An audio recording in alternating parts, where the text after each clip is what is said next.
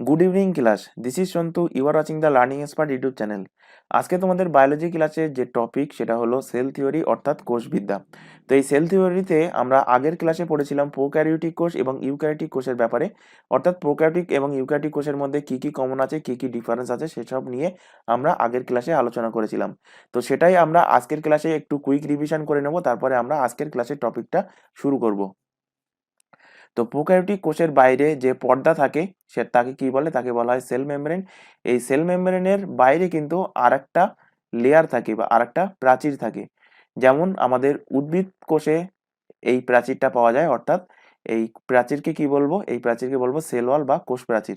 এই কোষ প্রাচীরের বাইরে প্রোক্যারিওটিক কোষে কি পাওয়া যায়, পাওয়া যায় সিলিয়া এবং লম্বা একটা থাকে কি ফ্লাজেলা। তো আমরা অলরেডি পড়েছি ফ্লাজেলা সিলিয়াল থেকে বড় হয়। আর এই কোষটাকে কি বললাম, এই কোষটা হলো প্রোক্যারিওটিক কোষ, প্রোক্যারিওটিক সেল। তো প্রোক্যারিওটিক কোষের মধ্যে কি থাকে, প্রোক্যারিওটিক কোষের মধ্যে পাওয়া যায় রাইবোজোম। তো প্রোক্যারিওটিক কোষ একটা কি অনুন্নত কোষ। তো অনুন্নত কোষ হওয়ার দরুন এই প্রোক্যারিওটিক কোষের যে রাইবোজোম, সেই রাইবোজোমটা হয় কোন প্রকৃতির, রাইবোজোম হয় 70S প্রকৃতির। কারণ এদের প্রোটিনের প্রয়োজন হয়, কারণ প্রত্যেকটা সজীব কোষেরই কিন্তু প্রোটিনের প্রয়োজন হয়, কারণ প্রোটিন না হলে সে নির্মাণ কার্য করতে পারবে না। তো এখানে প্রোটিনের প্রয়োজন মেটানোর জন্য এখানে যে রাইবোজোমটা থাকে, সেই রাইবোজোমটা থাকে কোন প্রকৃতির, 70S প্রকৃতির। এছাড়া প্রোক্যারিওটিক কোষে যে নিউক্লিয়াস থাকে, সেই নিউক্লিয়াসে কিন্তু কোনো পর্দা থাকে না, কিন্তু ইউক্যারিওটিক কোষের যে নিউক্লিয়াস থাকে সেই নিউক্লিয়াসের পর্দা অর্থাৎ নিউক্লিয় মেমব্রেন থাকে। কিন্তু প্রোক্যারিওটিক কোষের নিউক্লিয়াসের বাইরে কোনো নিউক্লিয় মেমব্রেন নেই, যেহেতু এটা অনুন্নত কোষ। প্রোক্যারিওটিক কোষের মধ্যে কোনো মাইটোকন্ড্রিয়া থাকে না। কি থাকে না? মাইটোকন্ড্রিয়া এই প্রোক্যারিওটিক কোষে পাওয়া যায় না। এছাড়া প্রোক্যারিওটিক কোষের মধ্যে থাকে কি ক্লোরোপ্লাস্ট, ক্লোরোপ্লাস্ট। এছাড়া এই প্রোক্যারিওটিক কোষের মধ্যে কিন্তু সাইটোপ্লাজম পাওয়া যায়, অর্থাৎ জীবদ্রব্য পাওয়া যায়। তো মাইটোকন্ড্রিয়া না থাকার দরুন প্রোক্যারিওটিক কোষের যে শ্বসন হয়, সেই শ্বসনটা কোথায় হয়, সেই শ্বসনটা হয় অর্থাৎ অক্সিজেন কোথায় আসে, অক্সিজেন আসে এই প্রোক্যারিওটিক কোষের মধ্যে যে সাইটোপ্লাজম থাকে সেই সাইটোপ্লাজমের মধ্যে। অর্থাৎ প্রোক্যারিওটিক কোষের যদি কোশ্চেন দেয় প্রোক্যারিওটিক কোষের শ্বসন কোথায় সম্পন্ন হয়, তো তার অ্যান্সার হবে কোষের সাইটোপ্লাজমের মধ্যে প্রোক্যারিওটিক কোষের শ্বসন হয়। কিন্তু ইউক্যারিওটিক কোষের ক্ষেত্রে কি, ইউক্যারিওটিক কোষের ক্ষেত্রে এই শ্বসনটা সম্পন্ন হয় মাইটোকন্ড্রিয়ার মধ্যে। তো সেল কত প্রকার? সেল আমরা পড়েছি কোষ দুই প্রকার। একটা হলো কি, একটা হলো প্রোক্যারিওটিক, আর একটা হলো ইউক্যারিওটিক। এই ইউক্যারিওটিক কোষের কিন্তু আবার দুটো ভাগ, একটা হলো অ্যানিমাল, আর একটা হলো কি, আর একটা হলো প্লান্ট। তাহলে প্রোক্যারিওটিক কোষের উদাহরণ কি? প্রোক্যারিওটিক কোষের উদাহরণ হলো যে সমস্ত কোষকে আমরা, যে সমস্ত জীবকে আমরা সজীব, আমরা খালি চোখে দেখতে পাই না, সেগুলো কিসের মধ্যে আসবে, সেগুলো আসবে প্রোক্যারিওটিক কোষের মধ্যে। অর্থাৎ যেমন সমস্ত প্রকার ভাইরাস, ব্যাকটেরিয়া, এ সমস্ত কিসে আসবে, এ সমস্ত আসবে প্রোক্যারিওটিক কোষ। অর্থাৎ এদের যে কোষটা সেগুলো অনুন্নত হয়, এবং অনুন্নত হওয়ার জন্য এরা কিন্তু খুব কি করে, খুব দ্রুত তারা কোষ বিভাজন অর্থাৎ তার রেপ্লিকেশন তৈরি করতে পারে। আর ইউক্যারিওটিক কোষ উন্নত কোষ হওয়ার কারণে ইউক্যারিওটিক কোষ তৈরি হতে একটু কিন্তু টাইম লাগে প্রোক্যারিওটিক কোষের তুলনায়। আর ইউক্যারিওটিক কোষের মধ্যে অ্যানিমাল এবং প্লান্ট কোষ আছে। তো এই অ্যানিমাল এবং প্লান্ট কোষের মধ্যে একটু পার্থক্য আছে। প্লান্টে এবং অ্যানিমালের কোষের মধ্যে কি পার্থক্য? প্লান্ট সেলে কিন্তু এক্সট্রা পাওয়া যায় সেল ওয়াল অর্থাৎ কোষ প্রাচীর, যেটা অ্যানিমাল সেলে পাওয়া যায় না। এছাড়া প্লান্ট সেলে আরেকটা জিনিস থাকে, সেটা হলো কি, সেটা হলো প্লাস্টিড। এই প্লাস্টিডের মধ্যে কি আছে? প্লাস্টিডের মধ্যে আছে একটা ক্লোরোপ্লাস্ট, আর একটা হলো লিউকোপ্লাস্ট, আর একটা হলো ক্রোমোপ্লাস্ট। ক্লোরোপ্লাস্ট কি করে? ক্লোরোপ্লাস্ট খাবার তৈরি করে, লিউকোপ্লাস্ট সেই খাবারকে সঞ্চয় করে, আর আরটা ক্রোমোপ্লাস্ট যেটা আছে, সেই ক্রোমোপ্লাস্ট যে ফল হয় সেই ফলের রং কি হবে সেই রং নির্ধারণে সাহায্য করে ক্রোমোপ্লাস্ট। আর অ্যানিমাল সেলে কি আছে? অ্যানিমাল সেলে যেটা আছে লাইসোজোম, এটা কিন্তু প্লান্ট সেলে কি পাওয়া যায় না, লাইসোজোম। আর এছাড়া আরো কিছু পার্থক্য আছে যেগুলো কিন্তু তোমাদের এক্সাম ওরিয়েন্টেড, অতটা কিন্তু ইম্পর্টেন্ট নয়। যেমন অ্যানিমাল সেল প্ল্যান্ট সেলের তুলনায় ছোট হয়, অ্যানিমাল সেল দেখতে অনেকটা গোলাকার, প্ল্যান্ট সেল দেখতে চৌকাকার। এ সমস্ত কিন্তু তোমাদের পরীক্ষায় দেবে না। তো এগুলো আমরা অলরেডি কিন্তু আগের ক্লাসে পড়িয়েছি, সেখান থেকে তোমরা সেটা আরেকবার রিভাইজ করে নেবে। এরপরে আমরা চলে আসি ইউক্যারিওটিক কোষ। তো ইউক্যারিওটিক কোষের বাইরে যে পর্দা থাকে তাকে কি বলা হয়? তাকে বলা হয় সেল মেমব্রেন, অর্থাৎ কোষ পর্দা। এই কোষ পর্দার বাইরে শুধুমাত্র উদ্ভিদ সেলের জন্য আরেকটা লেয়ার থাকে, একে কি বলে? একে বলে কোষ প্রাচীর, অর্থাৎ সেল ওয়াল। এরপর এই কোষের মধ্যে কি কি কোষাঙ্গাণু থাকে? কোষাঙ্গাণু থাকে মাইটোকন্ড্রিয়া, থাকে লাইসোজোম, থাকে Golgi body, vacuole, endoplasmic reticulum, থাকে রাইবোজোম, থাকে প্লাস্টিড। আমি ওভারঅল ইউক্যারিওটিক কোষের কথাই বলছি, তো প্লান্ট এবং অ্যানিমাল মিলিয়ে, অ্যানিমাল এবং প্লান্ট মিলিয়ে, তাই একসাথেই সবকিছু লিখছি। প্লাস্টিড পাওয়া যায়,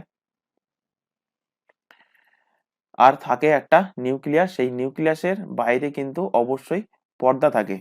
এছাড়া এই কোষের মধ্যে জীবদ্রব্য থাকে, অর্থাৎ কি থাকে? সাইটোপ্লাজম থাকে। এর মধ্যে যে তরলটা থাকে বা লিকুইডটা থাকে, সেই লিকুইডটার নাম কি? সেই লিকুইডটার নাম হলো সাইটোপ্লাজম। তো ইউক্যারিওটিক কোষের শ্বসন কোথায় হয়? আমরা বললাম শ্বসন হয় কোথায়? মাইটোকন্ড্রিয়ায়। এরপরে আমরা পড়িয়েছিলাম কি? ক্রোমোজোম, ডিএনএ এবং জিন। তো এই নিউক্লিয়াসের মধ্যে থাকে কি? নিউক্লিয়াসের মধ্যে থাকে ক্রোমোজোম। এই নিউক্লিয়াস কে আবিষ্কার করেন? নিউক্লিয়াস প্রথম খোঁজ করেন রবার্ট ব্রাউন। Robert brown.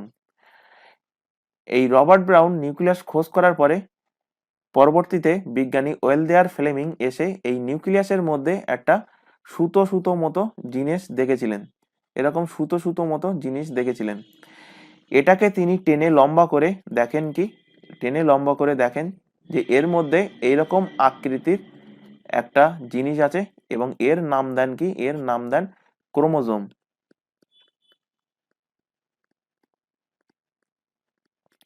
ক্রোমোজোমের খোঁজ কে করেন? ক্রোমোজোমের খোঁজ করেন ওয়েলদেয়ার ফ্লেমিং।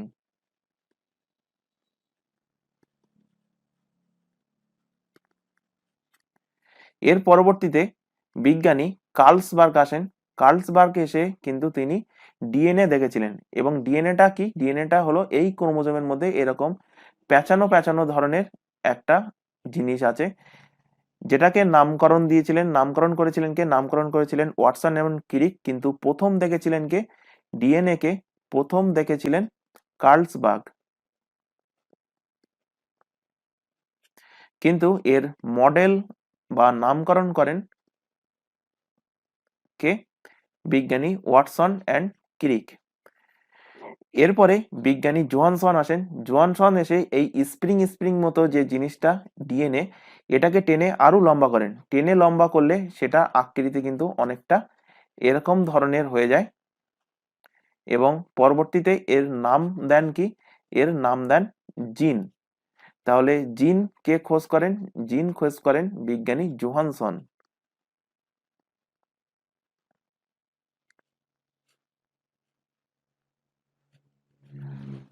তো আজকের এই ক্লাসে আমরা পড়ব কি? এই যে ডিএনএ, জিন এবং ক্রোমোজোম জিনিসটা কি, এবং এর মধ্যে কোন ধরনের অ্যাসিড আছে সেটা নিয়ে আমাদের আজকের ক্লাসে আলোচনা থাকবে।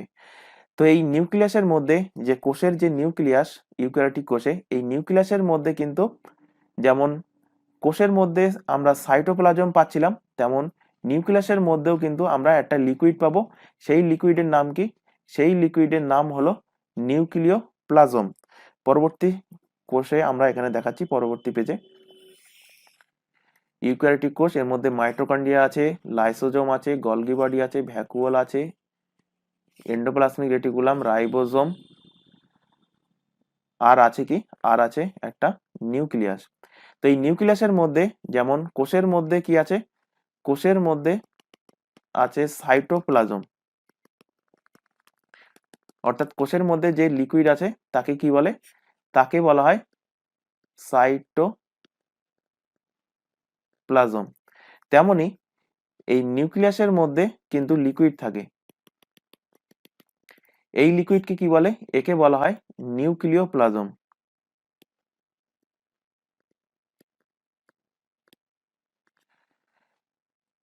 তাহলে যে টোটাল আমরা যে জীবদ্রব্য বলছি, সেই জীবদ্রব্য কি মিলে তৈরি হয়? সেই জীবদ্রব্য কিন্তু এই সাইটোপ্লাজম এবং নিউক্লিওপ্লাজম মিলে তৈরি হয়। অর্থাৎ জীবদ্রব্য জীবদ্রব্য অর্থাৎ যাকে আমরা প্রোটোপ্লাজম বলি, প্রোটোপ্লাজম,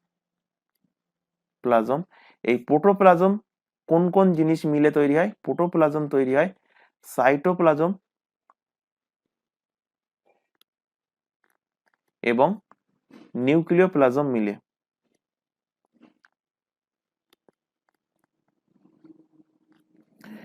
তো এই যে কোষ, এর মধ্যে যে জীবদ্রব্য, এই জীবদ্রব্যের মধ্যে আমরা এর আগের ক্লাসেই পড়েছিলাম, জীবদ্রব্যের মধ্যে কি থাকে? জীবদ্রব্যের মধ্যে 95% কিন্তু জল থাকে, 95% জল থাকে। এই জীবদ্রব্যের মধ্যে যদি 1% জলের ঘাটতি হয়, 1% জলের ঘাটতি হলে আমাদের কি হয়? আমাদের কিন্তু তখন পিপাসা লাগে। অনেক সময় আমাদের কিন্তু ডায়রিয়া নামক একটা রোগ হয়। সেই ডায়রিয়া রোগে এই কোষের মধ্যে থেকে যে জীবদ্রব্য, সেই জীবদ্রব্য থেকে জলের পরিমাণ কিন্তু 3 থেকে 4% কমে যায়। এর ফলে কিন্তু অনেকে মারাও যেতে পারে। আর কোষের এই জীবদ্রব্যে যদি জলের পরিমাণ 10% কমে যায়, তাহলে কিন্তু মানুষ মারা যাবে। কি হবে? মানুষ মারা যাবে। এরপরে আমরা চলে আসি ইউক্যারিওটিক কোষের যে নিউক্লিয়াস, সেই নিউক্লিয়াসের মধ্যে। তো নিউক্লিয়াসের বাইরে যে পর্দা থাকে তাকে কি বলে? তাকে বলা হয় নিউক্লিয় মেমব্রেন।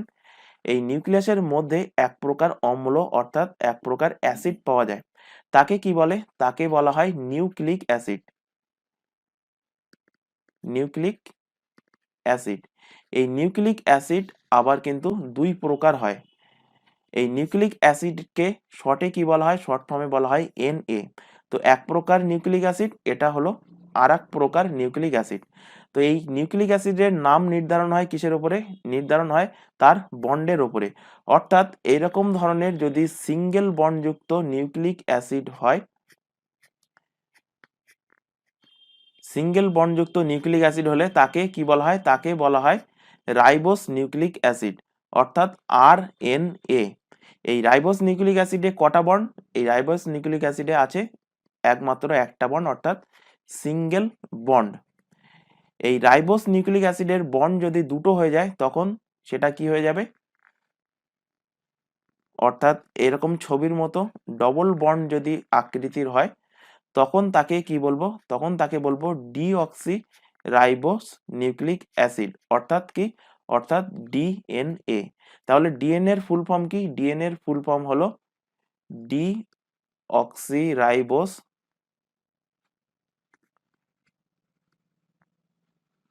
Nucleic acid. আর আরএনএ এর ফুল ফর্ম কি? আরএনএ এর ফুল ফর্ম হলো রাইবোস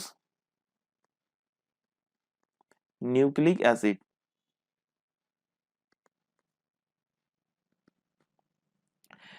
তাহলে আরএনএ তে কটা বন্ড থাকে? আরএনএ তে থাকে সিঙ্গেল বন্ড। আর ডিএনএ তে কটা বন্ড থাকে? ডিএনএ তে থাকে ডবল বন্ড, ডাবল বন্ড। তো ডিএনএ দেখতে এরকম ডবল বন্ড, আর আরএনএ দেখতে এরকম ধরনের সিঙ্গেল বন্ডের মতো। এই ডিএনএ কে আবিষ্কার করে? ডিএনএ প্রথম খোঁজ করে কার্লসবার্গ।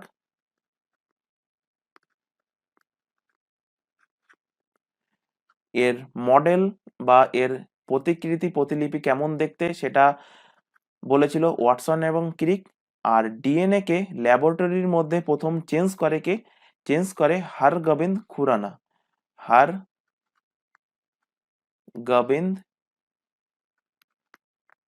খুরানা। তো এই কোশ্চেনটাও কিন্তু তোমাদের পরীক্ষায় আসে যে প্রথম কে ডিএনএ কে ল্যাবরেটরিতে নিয়ে সেই ডিএনএ কে চেঞ্জ করে। তো তার নাম কি? তার নাম হলো হরগোবিন্দ খুরানা। এরপরে আমরা আসি ডিএনএটা দেখতে কেমন। ডিএনএটা কিন্তু দেখলাম অনেকটা চেনের মতো, এরকম চেনের মতো কিন্তু ডিএনএ দেখতে হয়। তো চেনের মতো দেখতে বলে একে কি বলে? একে কিন্তু নিউক্লিওটাইড বলে। আর অনেকগুলো ডিএনএ তে অনেকগুলো নিউক্লিওটাইড থাকার জন্য এই ডিএনএ কে কি বলা হয়? একে কিন্তু পলি নিউক্লিওটাইড বলা হয়। কি বলা হয়? পলি নিউক্লিওটাইড। তো ডিএনএ এর মধ্যে কি আছে? ডিএনএ এর মধ্যে আছে পলিনিউক্লিওটাইড।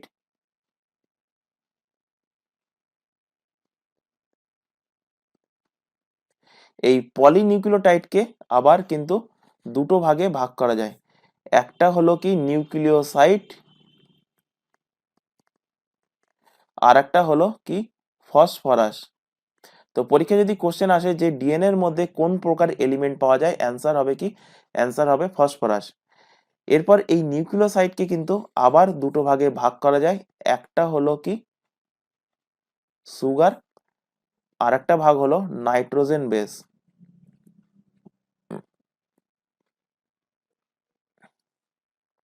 এই সুগার বলতে ডিএনএ এবং আরএনএ এর মধ্যে কোন প্রকার সুগার পাওয়া যায় সেটা এখানে জানতে চাওয়া হয়। তো ডিএনএ এবং আরএনএ এর ফুল ফর্ম যদি আমরা জানি তাহলে কিন্তু অবশ্যই বলতে পারবো যে ডিএনএ এবং আরএনএ এর মধ্যে কোন প্রকার সুগার আছে। তো ডিএনএ এর ফুল ফর্ম হলো কি ডিঅক্সি রাইবোনিউক্লিক অ্যাসিড, আর আরএনএ এর ফুল ফর্ম হলো কি রাইবোস নিউক্লিক অ্যাসিড। অর্থাৎ ডিএনএ এর মধ্যে কি আছে? ডিএনএ এর মধ্যে ডিঅক্সি রাইবোস সুগার আছে, ডিঅক্সি রাইবোস সুগার। আর আরএনএ এর মধ্যে থাকে কি? আরএনএ এর মধ্যে থাকে শুধুমাত্র রাইবোস সুগার। তো তোমাদের পরীক্ষায় একটা কোশ্চেন এসেছিল যে ডিএনএ অর্থাৎ ডিঅক্সি রাইবো নিউক্লিক অ্যাসিডের মধ্যে, ডিএনএ এর মধ্যে কোন প্রকার সুগার আছে। তো অনেক ক্যান্ডিডেট কিন্তু তার অ্যান্সার করতে পারেনি, অথচ কোশ্চেনের যে অ্যান্সার সেই অ্যান্সার কিন্তু কোশ্চেনের মধ্যেই বলা ছিল। কোশ্চেনটা এরকমই জানতে চাইছিল যে যদি তোমাকে কেউ জিজ্ঞাসা করে যে ভারতের প্রধানমন্ত্রী নরেন্দ্র মোদী এখন কোন পদে আছে, তো অ্যান্সার কি হবে? অ্যান্সার হবে, অ্যান্সার কোশ্চেনেই বলা আছে যে নরেন্দ্র মোদী তো প্রধানমন্ত্রী, কোশ্চেনের মধ্যেই বলা আছে, তো অ্যান্সার হবে প্রধানমন্ত্রী। তো তেমন টাইপেরই কোশ্চেন ছিল যে ডিঅক্সি রাইবো নিউক্লিক অ্যাসিডের মধ্যে কোন প্রকার সুগার বর্তমান, অ্যান্সার হয়ে যাবে রাইবোস সুগারই বর্তমান। অর্থাৎ অ্যান্সার কোশ্চেনে আছে, তো একটু সিনসিয়ার হলে কিন্তু অ্যান্সার করা যাবে। তো সুগার বলতে কি? সুগার বলতে আমরা জানি যেমন গ্লুকোজ আছে, সুক্রোজ আছে, ফ্রুক্টোজ আছে, রাইবোজ আছে, এগুলো কি? এগুলো হলো সবকটাই সুগারের উদাহরণ। এরপরে আমরা চলে আসি, যদি তোমাদের কোশ্চেন থাকতো যে চিনি, মধু, আখের রস, এতে কোন কোন প্রকারের সুগার পাওয়া যায়, কোন কোন প্রকারের সেখানে চিনি পাওয়া যায়, তো তার অ্যান্সার কিন্তু আলাদা হতো। ওইরকম টাইপের কোশ্চেন আসলে সেটা তোমাদের পড়তে হবে বা মুখস্থ করতে হবে। আর যদি কোশ্চেন এইরকম আসে যে যেখানে কোশ্চেনের অ্যান্সার কোশ্চেনের মধ্যেই বলা আছে, তো সেই অ্যান্সার যদি না করতে পারো সেটা কিন্তু অবশ্যই খারাপ লাগে। তো এবার চলে আসি নাইট্রোজেন বেস। এই নাইট্রোজেন বেসকে কিন্তু আবার দুটো ভাগে ভাগ করা যায়। একটা কি? একটা হলো পিউরিন, আর একটা হলো পাইরিমিডিন। এই পিউরিন এবং পাইরিমিডিন প্রত্যেকটার মধ্যে কিন্তু দুটো করে নাইট্রোজেন বেস থাকে।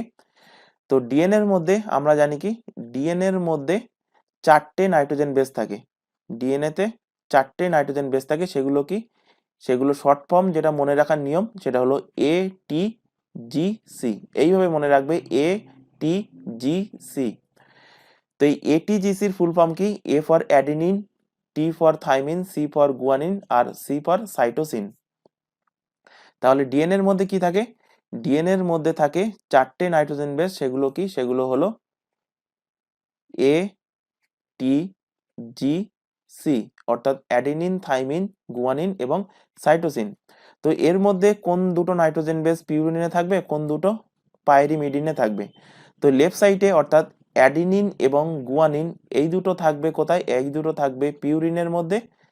আর থাইমিন এবং সাইটোসিন এই দুটো থাকবে কোথায়? এই দুটো থাকবে পাইরিমিডিনের মধ্যে। এটা বললাম যে নাইট্রোজেন বেস সেটা হলো কি ডিএনএ এর মধ্যে কোন কোন নাইট্রোজেন বেস। তো পিউরিনে কি থাকছে? পিউরিনে থাকছে এ আর জি। তাহলে পিউরিনে কি থাকবে? যদি তোমরা বিয়ে করো, অনেকের বাড়িতে দেখেছো বিবাহিত যে স্ত্রীরা থাকে কোনো পুরুষের, সেই বিবাহিত স্ত্রী বা তোমার ওয়াইফ তোমাকে কি বলে ডাকবে? তোমাকে ডাকে এজি বা ডাকবে ওজি। তো এর মানে কিন্তু অ্যাডিনিন গুয়ানিন ভেবো না, এর মানে কি বলে ডাকছে তোমাকে?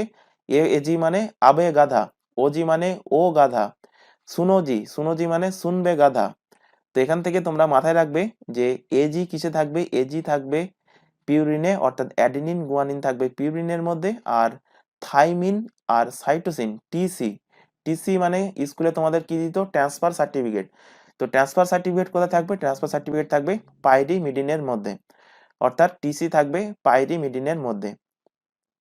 এরপরে আমরা আরএনএ এর মধ্যে যে 4টি নাইট্রোজেন বেস, সেই 4টি নাইট্রোজেন বেস কি কি সেটা আমরা জানবো। তার আগে আমরা দেখব যে ডিএনএ এর মধ্যে যে 4টি নাইট্রোজেন বেস আছে সেগুলো কোন বন্ড দ্বারা যুক্ত থাকে। তো ডিএনএ এর মধ্যে যে 4টি নাইট্রোজেন বেস সেগুলো কি? সেগুলো হলো এ, টি, জি আর সি। এটিজিসি এইভাবে মাথায় রাখবে, এটিজিসি। তো এই এটিজিসি কোন কোন বন্ড দ্বারা যুক্ত থাকে? এটিজিসি যুক্ত থাকে, প্রথমটা যুক্ত থাকে ডবল বন্ড, অর্থাৎ এটি যুক্ত থাকে ডবল বন্ড দ্বারা, আর জিসি যুক্ত থাকে ট্রিপল বন্ড দ্বারা। তো অনেক সময় কিন্তু আমরা পরীক্ষার খাতায় ভুলে যাই, এক্সামের টাইমে ভুলে যাই যে কোনটা ডবল বন্ড দ্বারা যুক্ত, কোনটা ট্রিপল বন্ড দ্বারা যুক্ত। তো মনে রাখার যে পদ্ধতি, সেই পদ্ধতিটা হলো যে আগে আমরা কি করেছি, আগে আমরা ক্লাস 2 পড়েছি, ক্লাস 2 পড়ার পরে ক্লাস 2 পরীক্ষা দিয়ে পাস করেছি, তারপরে আমরা ক্লাস 3-তে উঠেছি। অর্থাৎ আগে আমরা ডবল বন্ড, তারপরে হবে কি, তারপরে হবে ট্রিপল বন্ড। তো এটি যুক্ত থাকবে ডবল বন্ড দ্বারা, ডবল বন্ড, আর জিসি যুক্ত থাকবে অর্থাৎ গুয়ানিন এবং সাইটোসিন যুক্ত থাকবে ট্রিপল বন্ড দ্বারা। আর এজি কিসের মধ্যে আসছে? এজি অর্থাৎ অ্যাডেনিন গুয়ানিন আসছে পিউরিনের মধ্যে, আর থাইমিন আর সাইটোসিন এই দুটো আসছে কি পাইরিমিডিনের মধ্যে। এরপরে যদি আমরা ডিএনএ থেকে আরএনএ তে আসি, তাহলে আরএনএ এর মধ্যে কি কি নাইট্রোজেন বেস থাকবে? ডিএনএ তে আরএনএ আসলে আরএনএ এর মধ্যে কোন কোন নাইট্রোজেন বেস থাকবে? তো ডিএনএ তে যে আমরা নাইট্রোজেন বেস গুলো পড়ে আসলাম সেগুলো কি? সেগুলো হলো এ, টি, জি, সি। তো অ্যাডেনিন থাইমিন এই দুটো যুক্ত ছিল ডবল বন্ড দ্বারা, আর গুয়ানিন সাইটোসিন এই দুটো যুক্ত ছিল কি ট্রিপল বন্ড দ্বারা। তো ডিএনএ এর মধ্যে যে 4টে নাইট্রোজেন বেস ছিল, এর মধ্যে 3টে নাইট্রোজেন বেস সেটাও কিন্তু আরএনএ তে পাওয়া যাবে। কোন কোন নাইট্রোজেন বেস পাওয়া যাবে? পাওয়া যাবে অ্যাডিনিন, গুয়ানিন আর সাইটোসিন। একমাত্র এই যে থাইমিন, এই থাইমিন কিন্তু আরএনএ তে পাওয়া যায় না।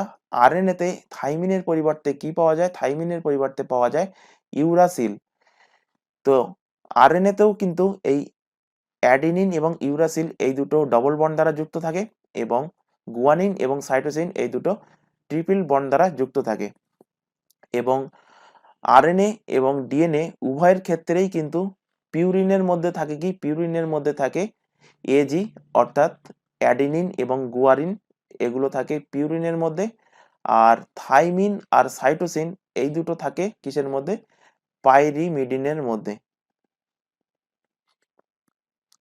তো এখানে একটা কোশ্চেন আসে যে ডিএনএ এর মধ্যে যে নাইট্রোজেন বেস, সেই ডিএনএ এর মধ্যে নাইট্রোজেন বেসে কি পাওয়া যায়? অপশন দিয়ে দেবে অ্যাডিনিন, অপশন এতে থাকবে কি অ্যাডিনিন, অপশন বিতে থাকবে থাইমিন, অপশন সিতে থাকবে গুয়ানিন, আর অপশন ডিতে থাকবে সাইটোসিন। তো এর অ্যান্সার কি হবে? অ্যান্সার হবে থাইমিন।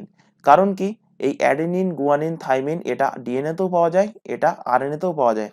তো যেটা ডিএনএ কে জাস্টিফাই করে, যেটার উপস্থিতি, যে নাইট্রোজেন বেসের উপস্থিতি ডিএনএ কে জাস্টিফাই করে, সেটা হবে কি? সেটা হবে থাইমিন।